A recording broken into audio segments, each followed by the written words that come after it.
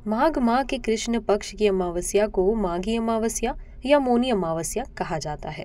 शास्त्रों के अनुसार इस दिन मौन रहकर गंगा स्नान और दान पुण्य करने का विशेष महत्व माना गया है।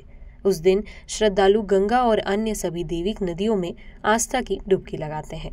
मान्यता है कि इस दिन किए गए दान पुण्य और पूजा अर्चना का फल अन्य और दिनों के मुकाबले 100 गुना अधिक रहता है। ज्योतिषाचार्य अश्र मिश्रा के मुताबिक इस वर्ष की 9 फरवरी 2024 में पड़ने वाली मौनी अमावस्या के दिन कुछ राशियों पर खास प्रभाव पड़ने वाला है और अगर आपकी भी राशि इन राशियों में से एक है तो भूल कर भी उस दिन कोई भी शुभ कार्य या किसी व्यवसाय की शुरुआत या किसी महत्वपूर्ण फैसले को ना करें।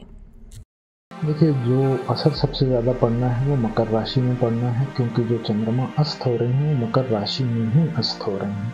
तो मकर राशि वाले जातक ज़्यादा बेहतर यही होगा उन लोगों के लिए कि उस दिन अगर कोई सा महत्वपूर्ण कार्य कर रहे हैं तो उन कार्यों को वो 2 दिनों के लिए स्थगित कर दें, 2 दिन बाद कर लें, उनके लिए श्रेष्ठ और हितकर होगा।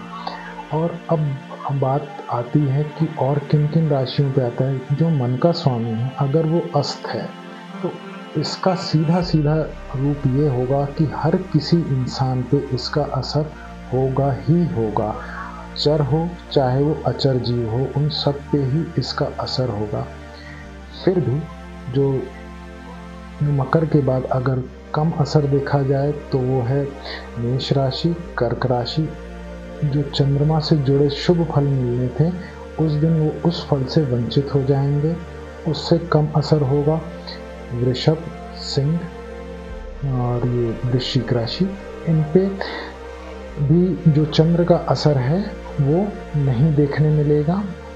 और जो दूसरी राशियां हैं जैसे कुंभ और धनु, इसमें जो आगे पीछे की राशियां हैं इनकी, तो जो आगे पीछे के जो ग्रह बैठे होते हैं जिनसे एक योग बनता है वो उस योग से वंचित हो जाएंगे।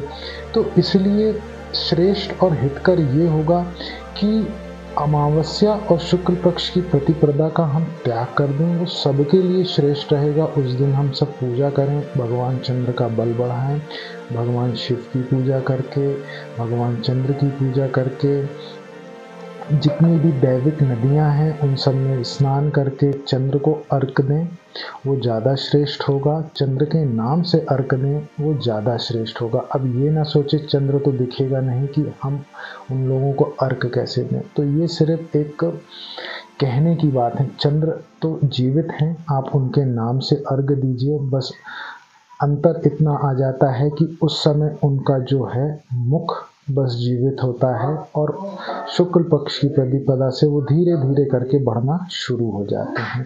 इसलिए भगवान चंद्र को अर्घ अवश्य दें।